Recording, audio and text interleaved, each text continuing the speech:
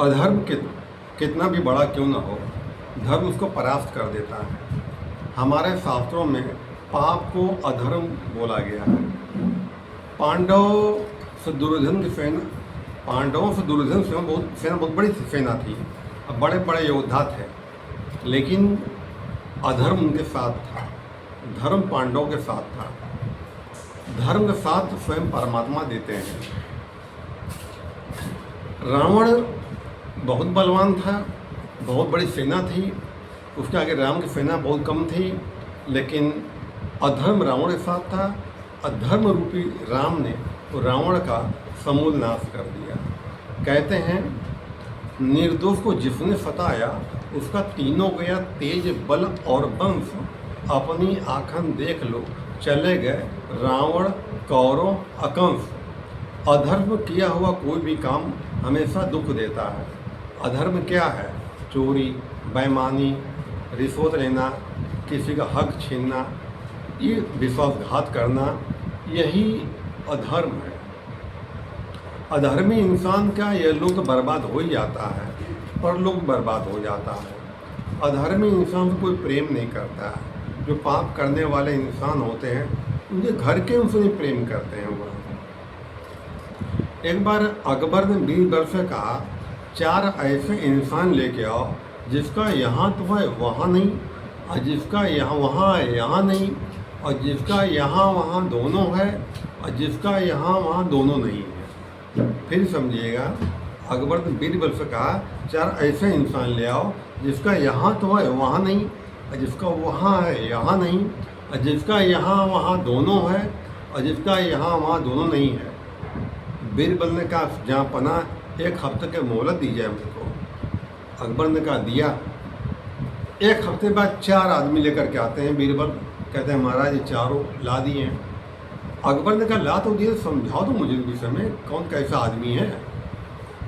कहले, महाराज ये पहला चोर है, ये यहाँ चोरी करता है, दूसरे धन हड़पता है, खा पी मौज कर रहा है, लेकिन वहाँ बिगाड़ रहा है, इसलिए उसका यहाँ तो है वहाँ नहीं है।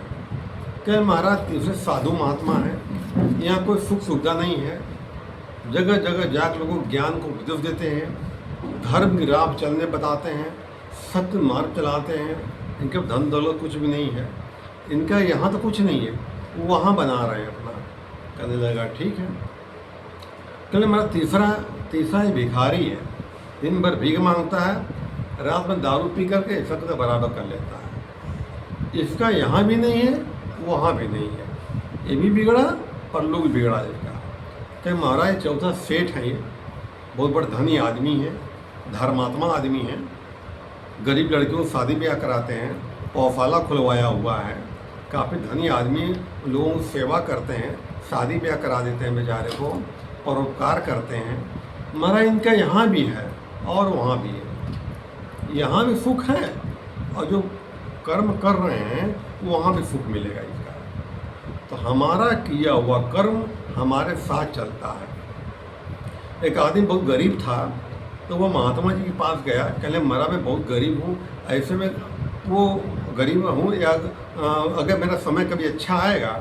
वो महात्मा हर सप्ताह भगवान से मिलने जाया करते थे। इसको मालूम पड़ा भगवान मिलने जाते हैं, जाके पूछा तो कहने लगा, ठीक है हम भगवान जाकर पूछ लेंगे, अगले रविवार को आना। कहले, ठीक है। भगवान पर पूछा जाकर भगवान से कि महाराज गरीब आदमी आया था, और क्या कभी अच्छे दिन आएंगे, गरीब ही रह जाएगा। भगवान ने कहा, अभी तो ऐसे समय कटेगा, आज से 4-5 साल बाद उसका दिन अच्छे आएंगे उसके। वो चला आया, वो गरीब आदमी गया उनके पास, महात्मा जी के पास पूछा, तो महात्मा जी ने पूछा, भगवान ने कहा है अभी तुम परेशानी झेल लो, आने वाला समय तुम्हारा अच्छा रहेगा तुम्हारा।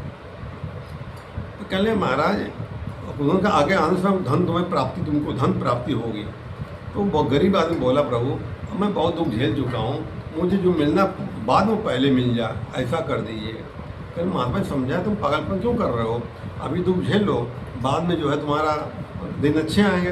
क्या नहीं महाराज, मैं चाहता हूँ जो मुझे मिलना है पहले, बाद में वो अभी मिल जाए, बाद में जो होगा देखा जाएगा, और मैं बहुत कष्ट से जी रहा हूँ मैं। ठीक है भगवान पूछेंगे।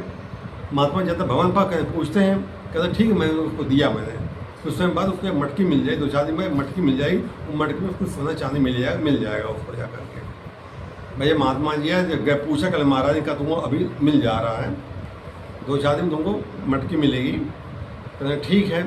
तो रास्ते में जा रहा था, मटकी उसको मिल गई उसको, वो काफ़ी सोना चांदी कुछ था उसमें उसका। वो उसने क्या किया, घर द्वार बनवाया अपना, और जो है राशन पानी व्यवस्था की, और उसने क्या किया, गरीबों को और जो है संत महात्माओं को भोजन कराने लगा, खिलाने पिलाने लगा, यानी कि करने लगा। वो लगभग 4-5 साल बाद महात्मा जी उधर से गुजरे तो देखा कि बहुत बड़ा बिल्डिंग खड़ी है इसकी। तो वो उनको महात्मा जी पहचान गया, इनके पास आया, पैर पकड़ा कि महाराज आप कृपा से आज मैं इतना पैसे वाला हो चुका हूँ। महात्मा जी सोचा ये उल्टा कैसे हो गया, जो धन लिया था उसने वो तो इसको तो खर्चा करना चाहिए, ये तो बर्बाद हो जाना चाहिए था। लेकिन देख रहा हूँ ये उच्च कोटि पर पहुँचा हुआ है, ये ऊंचाई पहुँचा हुआ है। महात्मा जाता है भगवान पास पूछते हैं, प्रभु वो जो आदमी पैसा दिलवाया था मैंने, आज मैं देख रहा हूँ कि उसने कोठी खड़ी हुई है। भगवान ने कहा उसने जो पैसा था तो धर्म की खेती में बो दिया, अब वो फसल काट रहा हुआ है। अगर एक गेहूं को धरती में बो देंगे बहुत सारे दाने पैदा करता हमारा ये। भगवान ने कहा धर्म की खेती में बो दिया उसने संत महात्माओं की काफ़ी सेवा की, गरीबों की सेवा की, सबने आशीर्वाद दिया उसको, उस आशीर्वाद से ये फला फूला। अगर वो ऐसे ही खर्चा कर डालता तो अभी तक उसका क्या हाल हो गया होता, नहीं भीख मांग रहा होता।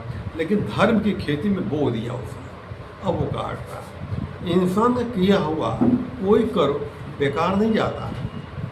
किसी को अगर खिला पिला दे रहे हो भूखे इंसान को, तो जो अंतरात्मा दुआ निकलती है वो कहीं बेकार नहीं जाती है, वो स्वयं परमात्मा ही दे रहा होता है।